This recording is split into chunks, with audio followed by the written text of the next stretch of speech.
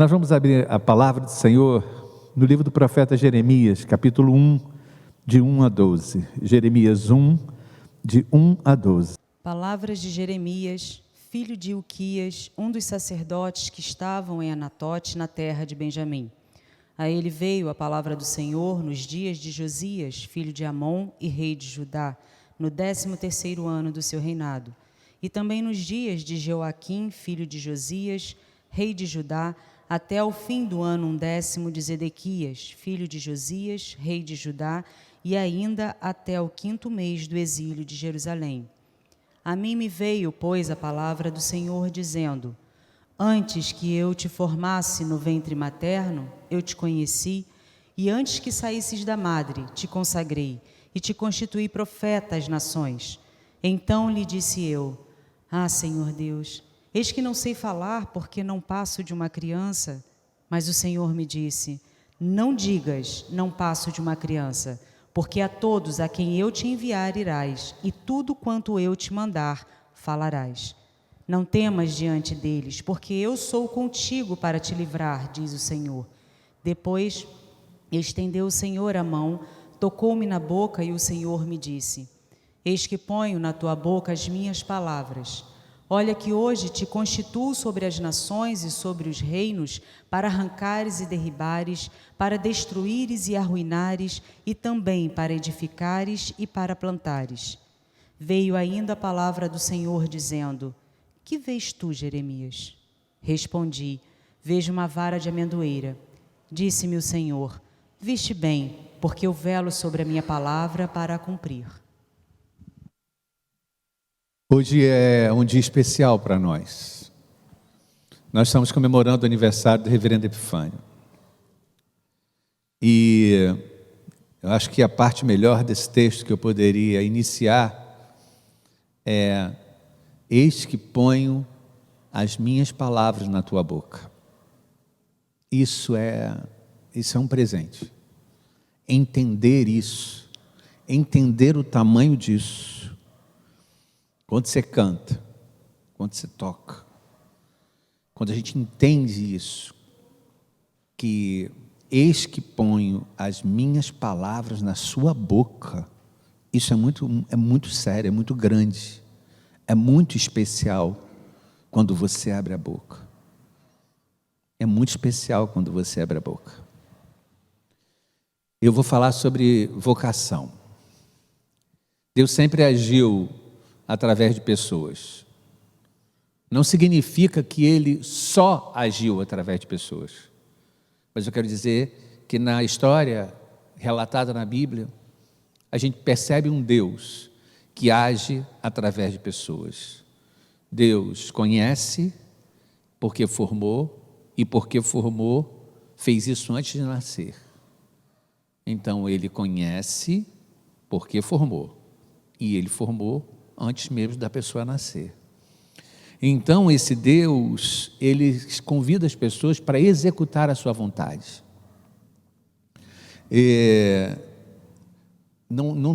Além de, nesse último tempo, nesses últimos meses, apareceram na igreja algumas pessoas, e a gente está assim bem feliz com isso, pessoas que estão muito apegadas à palavra. Apareceram algumas pessoas que estão chamadas, inclusive ministério pastoral. Eu acho que é o caso do Robert, que está lá atrás. Pessoas chamadas para o ministério pastoral. Então, eu não queria falar só para essas pessoas. Eu queria falar para você sobre vocação. Então, você tem que primeiro entender o que é vocação. O que é vocação? É aquilo que eu, mesmo não querendo, eu não consigo deixar de fazer. Acho que é fácil, né? Eu podia estar falando do vocare, vocate, do latim, falando do grego, falando do hebraico. Não, eu vou tentar simplificar. Eu vou dizer que vocação é aquilo que, mesmo que eu não quisesse fazer, eu não consigo não fazer. Jeremias tenta resistir. Ele fala no 17: eu não passo de uma criança. Não,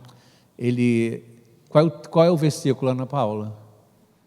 Quando ele responde: eu não passo de uma criança. Porque eu falei do 17, é porque ele tinha 17 anos. Quando o Senhor chama Jeremias para essa conversa, talvez a gente imagine, quando ele fala assim, eu não passo de uma criança, que seja um comentário retórico. Mas os autores vão dizer que ele é jovem mesmo. Achou, Ana Paula? Então lhe disse eu: ah, Senhor Deus, eis que não sei falar, porque não passo de uma criança. Essa fala, esse argumento aí, é um argumento de quem está resistindo. Aliás, Jeremias resistiu, Moisés resistiu, Isaías resistiu. Todos eles resistiram, mas eles não conseguem, porque a vocação é aquilo que, mesmo que eu não queira fazer, eu não consigo deixar de fazer. Nós servimos a um Deus maravilhoso, e se nós servimos a um Deus maravilhoso, a gente precisa fazer a esse Deus algumas perguntas. Hoje de manhã eu já acordei pensando num amigo meu, um amigo Carlos Oscar, e eu fiz algumas perguntas para Deus. A gente deve passar a vida não só fazendo oração, mas também fazendo perguntas. E eu queria que você aprendesse a fazer uma pergunta. Você que está em casa, levasse para o seu coração uma pergunta: Senhor, o que o Senhor quer de mim? Senhor, o que o Senhor quer de mim? O que estava no seu coração antes de eu existir? O que estava no seu coração antes de eu existir?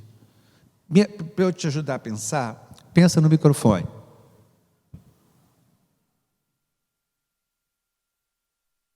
O microfone, ele não foi criado e depois foi dado a função. Primeiro vem a função, depois o objeto. Vocês conseguiram entender? Primeiro vem a função, vem a necessidade, vem o apelo, vem a importância, e depois o objeto é desenvolvido para responder a esse apelo, a essa importância. Então, antes mesmo de nós existirmos, nós existimos no coração de Deus. E é importante que a gente pergunte para Ele o que Ele quer de nós. Mas isso você precisa fazer todo dia. Senhor, o que o Senhor quer de mim? Verso 5. Antes de te formasse no ventre, te constituí, antes que saísse da tua mãe, te santifiquei, e às nações eu te dei como profeta.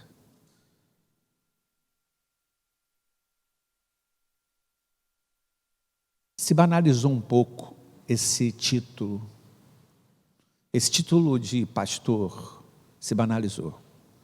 O título de missionário, o título de bispo, são títulos que se banalizaram. Eles ficaram muito comuns. O tipo de ministro de louvor. São palavras que se banalizaram. Não é inteligente a gente passar a vida sem fazer essa pergunta para o Senhor. Senhor, o que o Senhor quer de mim? Por quê? Porque eu não posso viver como consequência do dia. Grava essa frase. Eu não posso viver como uma simples consequência do dia. Eu não posso viver. O que o Senhor quer de mim?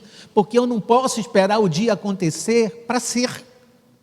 Existem pessoas, e talvez você esteja nesse grupo, de pessoas que de alguma maneira hoje parecem que elas esperam o dia acontecer para ser, para ver no que vai dar.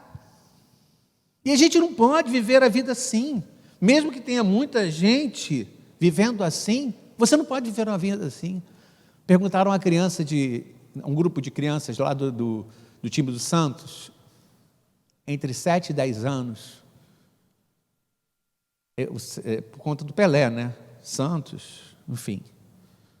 A bola que fez o gol número 1000 do Pelé é uma bola feliz? Aí uma criança de 10 anos respondeu: não é feliz. Aí ele virou e falou assim: a bola que fez o gol 1000 do Pelé, aquela bola que hoje está no museu, que todo mundo olha para ela, aquela bola é feliz? A criança: não é feliz. Aí o cara perguntou para ela: por quê? Porque ela era feliz se ela estivesse no campo. Ela era feliz se ela estivesse no pé de uma criança. Ela seria feliz se estivesse no pé de um jogador. Parece que a criança entende mais das coisas do que a gente. Quando a gente não faz aquilo que Deus chamou a gente para fazer.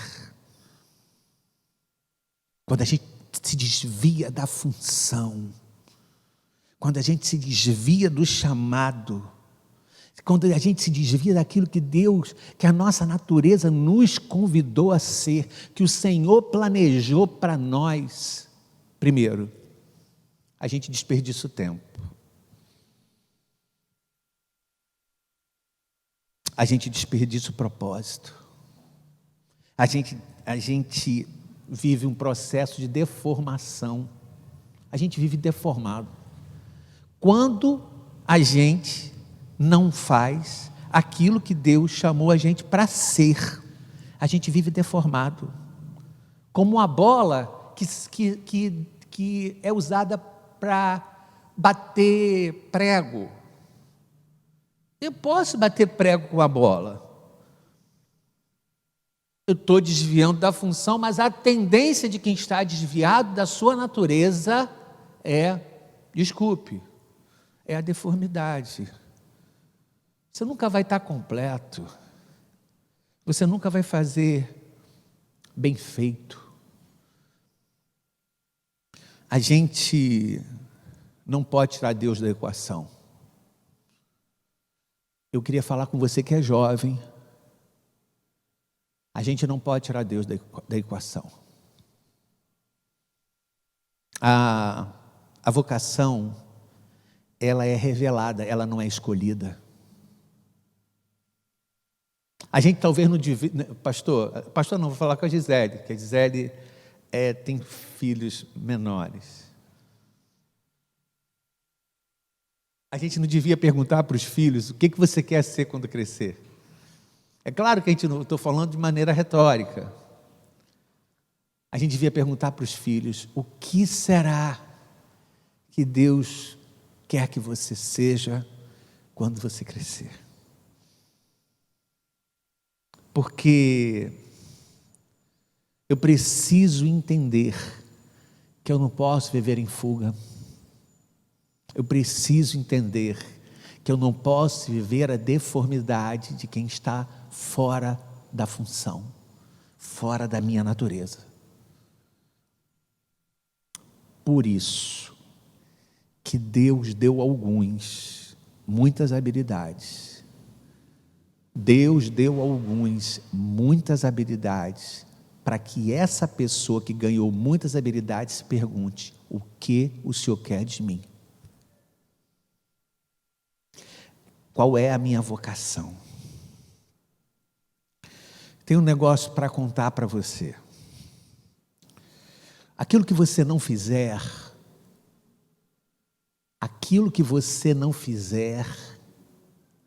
ninguém vai fazer por você.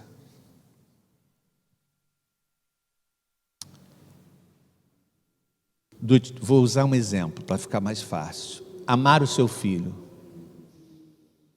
Se você não amar o seu filho, não há como outro ame o seu filho no seu lugar. Ah, pastor, mas tem muita gente que o pai vai embora. O pai vai embora, pastor. Fica a mãe, fica a avó, fica um tio, fica até um padrasto.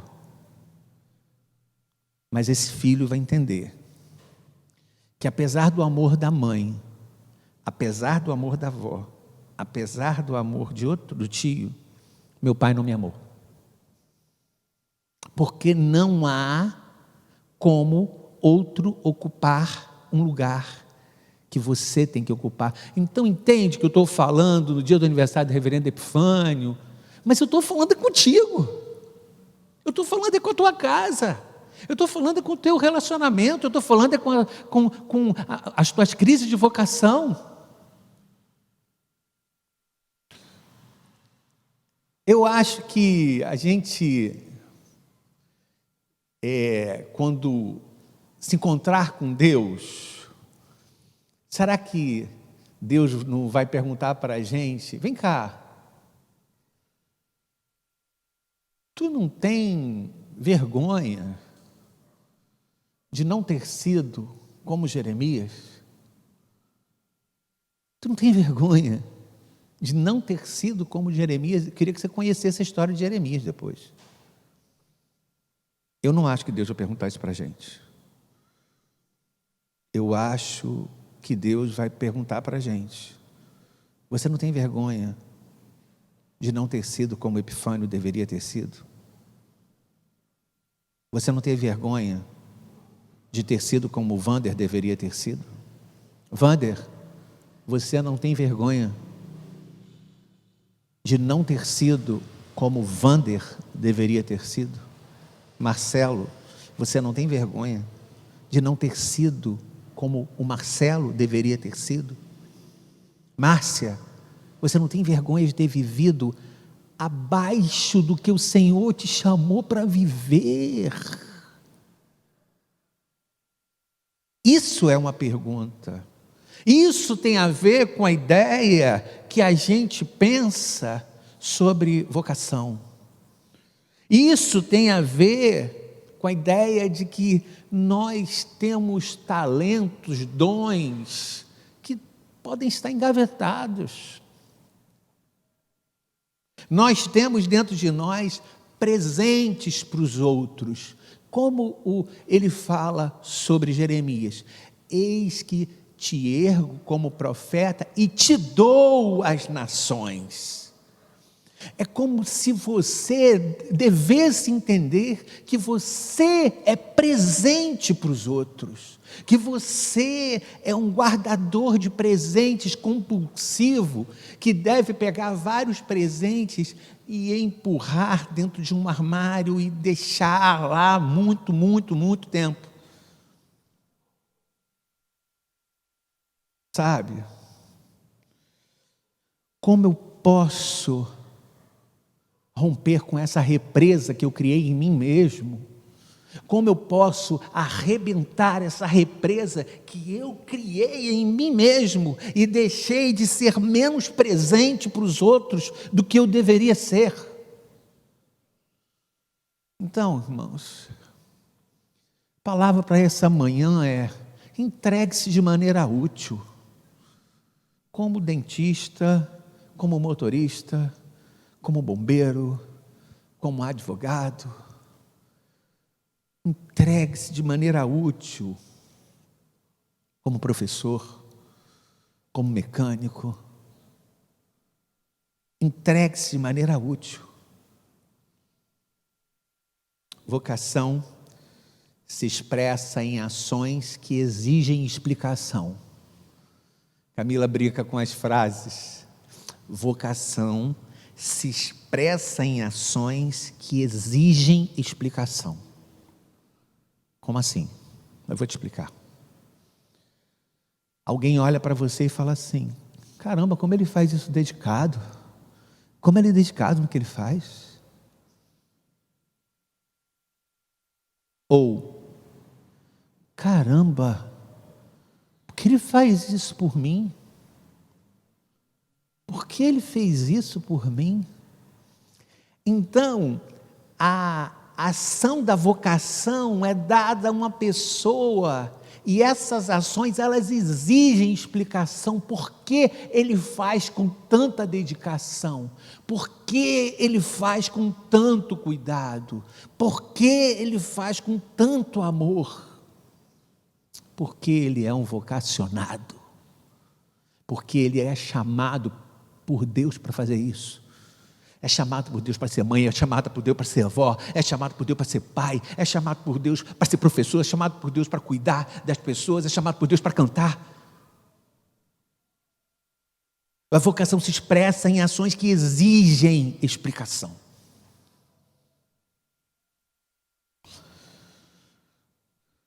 Significa que quando você chega num canto, as pessoas precisam dizer ou pensar: o reino de Deus chegou aqui. Elas não sabem o que é reino de Deus. Elas não entendem o que é reino de Deus. Mas elas têm que achar esquisito. E a explicação é essa: o reino de Deus chegou aqui. Jeremias foi chamado para ser profeta. E todos aqueles que são chamados para ser profeta devem lembrar de uma coisa: os profetas são chamados a viver a contradição. Eis que te ergo para edificares, para plantares. Verso 10, tá? Mas também para arrancares, para derrubares, para destruíres e para arruinares. Ao profeta foi dado o convite da contradição. E eles têm que entender que nem sempre eles enfrentarão dias de paz. Eles têm que entender que, às vezes, ele vai ter que escolher entre a justiça e a solidão. Foi a história de Jeremias. A história de Jeremias é aquelas histórias que a gente tem que ouvir com o Adriel tocando no fundo. Não precisa vir não. O Adriel já ouviu meu comando. E quando eu falar, vamos combinar, Adriel, quando eu falar conclusão, essa vai ser a dica. Sabe por que, Adriel, tem que ser com você ouvindo no fundo? Tocando no fundo? Porque a história de Jeremias, os capítulos, tudo que Jeremias faz, o Jeremias enfrentando o rei querendo que ele dissesse coisas que ele queria ouvir, e Jeremias dizia as coisas que o rei não queria ouvir, e Jeremias vive uma solidão incrível. Os profetas de hoje, Epifânio, precisam entender que nós vivemos dias muito difíceis. Antigamente, a gente achava que a pior coisa que a igreja estava vivendo era a teologia da prosperidade.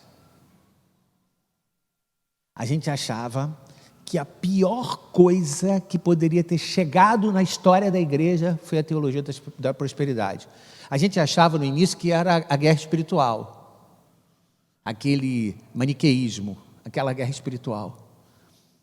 Aí depois a gente achou que o grande problema da igreja eram aquelas manifestações de dente de ouro, de negócio de manto, que as pessoas caíam, de paletó.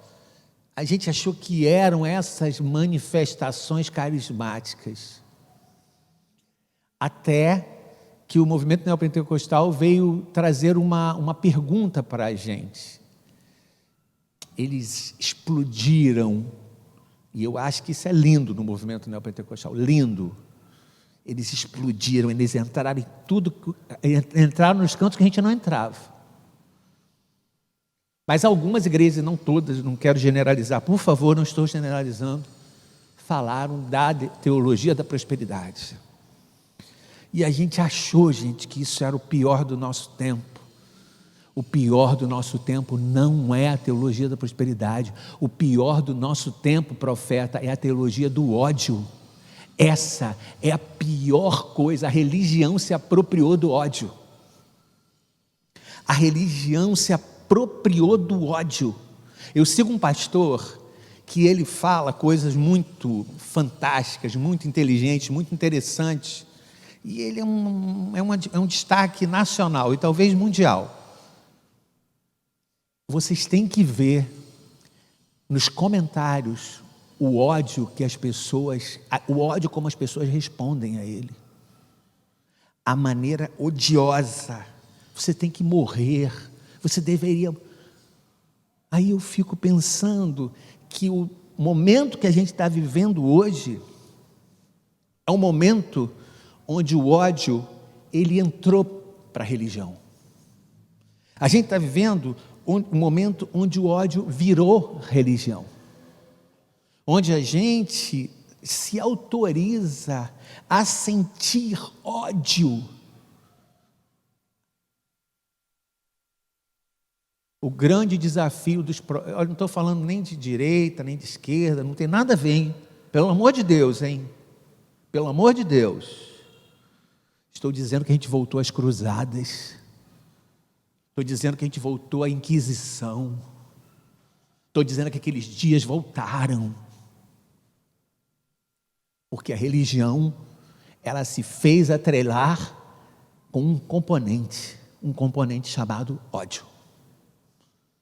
Essa é a grande tarefa do profeta, é entender que a gente vive um momento difícil. Claro que existem irmãos que oram, existem irmãos que estão lutando contra isso, existem igrejas maravilhosas que se preocupam e estão buscando a paz, estão buscando um ponto conciliador.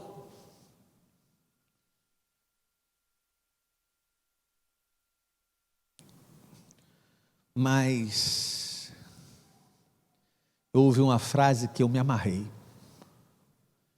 A gente viveu há pouco tempo a igreja perseguida.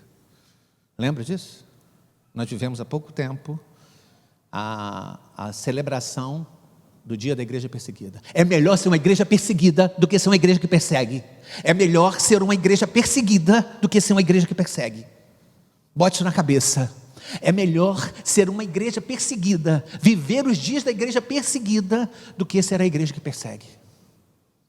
A gente não pode, os profetas não podem, a maior bandeira de um profeta tem que ser o amor.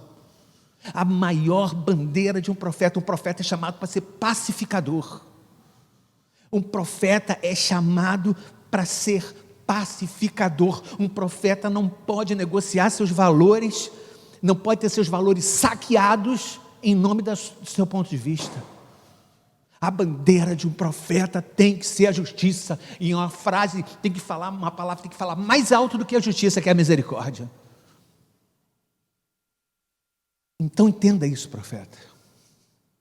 Profeta, entenda que seus valores não podem ser saqueados pelo seu ponto de vista. Profeta, entenda que entre a justiça e a misericórdia, o que falará mais alto dentro da sua alma, se você for um profeta, é a misericórdia. O que se espera de um profeta? Se espera de um profeta a capacidade para plantar para além de si. A capacidade de plantar para além da sombra que não vai usufruir. É isso que se espera de um profeta. É isso que se espera de um vocacionado, em qualquer área da sua vida, minha irmã. Em qualquer área da sua vida, é isso que se espera de um vocacionado, que se plante para além da sombra que vai usufruir. O profeta não escolhe. O profeta é escolhido pela vocação. É a vocação que captura o profeta. É a vocação que captura o vocacionado. Concluindo, Jeremias tem muito ao que nos ensinar. Queria te convidar a ler Jeremias, viu? Jeremias ensina para a gente que vocação não faz aliança com sucesso. Vocação faz aliança com a misericórdia. Vocação não faz aliança com sucesso. Jeremias tem a nos ensinar que é preciso contar com Ele. É preciso colocar-se disponível nas suas mãos. Que o Senhor te ajude a concluir o ministério o qual Ele te confiou, Epifânio. Que o Senhor te ajude a concluir o ministério a qual Ele te confiou. Queria falar com você agora. Que o Senhor te ajude a concluir aquilo que Ele te vocacionou, como mãe, como pai, como professor, como cantor, como mecânico, como bombeiro, como motorista. Que o Senhor te ajude a concluir o ministério que Ele te vocacionou, minha irmã. O ministério que Ele te conferiu, que Ele te confiou, minha irmã. Nem sempre o vocacionado entende todo o chamado. Pegou essa imagem? Nem sempre o vocacionado entende todo o chamado. Márcia, quando Moisés está se aproximando da sarça ardente, ele não entende. Ele não entende o que está acontecendo. Mas quando me perguntarem quem o Senhor é, o que eu digo? Ele não entende. Jeremias é chamado. E ele também não entendeu os mistérios que estavam atrás desse chamado. Verso 11. Ainda veio a minha palavra do Senhor dizendo: que vês, Jeremias? Eu disse: vejo uma vara de amendoeira. E disse o Senhor: viste bem, porque eu velo sobre a minha palavra para cumpri-la. E vou repetir. O que vês, Jeremias? Vejo uma vara de amendoeira. Viste bem, porque eu velo pela minha palavra, para que a minha palavra se cumpra. O Jeremias deve ter feito igual a gente fala quando alguém faz um comentário que a gente não entendeu nada. Sei. Sei.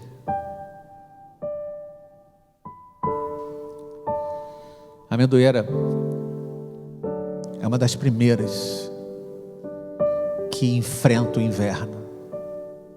Os primeiros brotos são dela.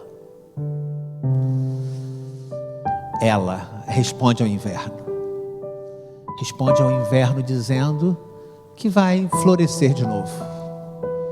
Então, o que o Senhor está dizendo para Jeremias: não importa o momento, não importa o que você viva, não importa o inverno que você enfrente, não importa as dores que você atravesse, não importam os ventos que você tenha que dar conta, você vai florescer, você vai nascer de novo, você vai renascer, você vai brotar de novo, você vai viver de novo, você vai dizer não, você não vai aceitar a queda das folhas como a última coisa, você nasce de novo, porque não é por causa de você, é porque eu velo pela minha palavra. E cuidar de você, mãe, é um processo que eu faço, porque você está nas minhas mãos, porque você está disponível nas minhas mãos, porque você, profeta, está aí disponível nas minhas mãos. Então eu velo pela minha palavra, eu velo pela minha palavra, e a gente vai enfrentar junto o inverno, a gente vai enfrentar junto a queda das folhas, a gente vai enfrentar junto, porque nós vamos florescer como a amendoeira.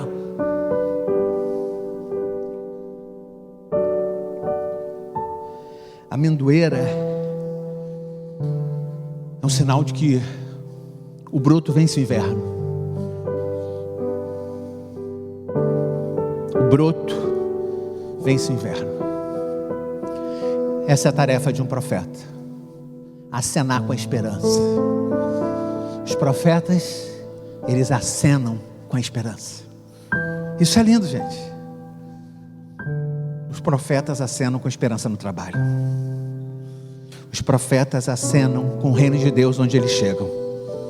Os vocacionados acenam com esperança onde eles chegam. Um dia um pastor, já contei essa história, mas vou contar de novo. Se você já ouviu, finja que é a primeira vez. Um dia o pastor estava saindo.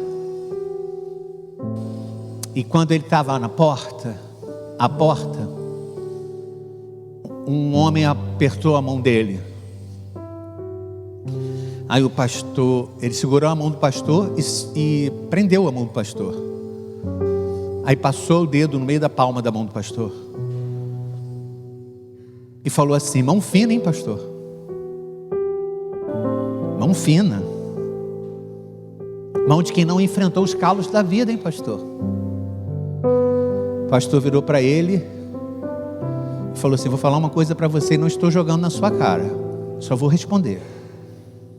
As minhas mãos são finas, porque os meus calos estão em outro lugar. Meus calos estão no meu coração, quando eu fui tirar o teu filho da prisão. Meu calo está no coração, quando eu enterrei a tua mulher contigo. Meu calo está no meu coração. Todas as vezes que eu botei você para casa quando você estava bêbado e você não lembra. E nunca te olhei como se fosse melhor do que eu.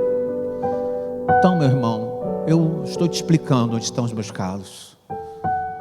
Os meus calos estão no meu coração. Um calo de um profeta não está na mão.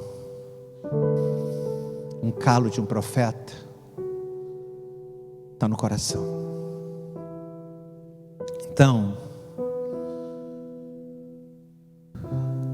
essa é a nossa oração. Que Deus te coloque disponível nas suas mãos. Que Deus te coloque absolutamente no seu altar. Que Deus te coloque para ser usado por Ele. A igreja fica sentada e você fica em pé para ouvir essa canção. Vamos cantar. Ó Senhor, eu quero estar disponível em tuas mãos, minha vida em teu altar, em total consagração. Eu nasci pra te servir, sou escravo da tua graça, vem minha vida dirigir. És oleiro, eu sou barro em tuas mãos. Ó Senhor,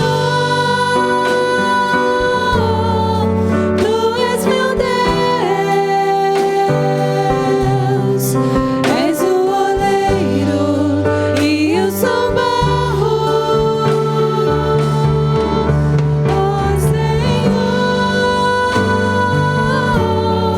tu és meu Deus, faça em mim, Senhor, segundo o teu querer. Vamos ficar em pé? Canta de novo. É para você cantar também. Ó Senhor, eu quero É para você fazer essa oração agora, de casa. disponível em tuas mãos, minha vida em teu altar, em total consagração. Eu nasci pra te servir, sou escravo da tua graça, vem minha vida dirigir. És oleiro, eu sou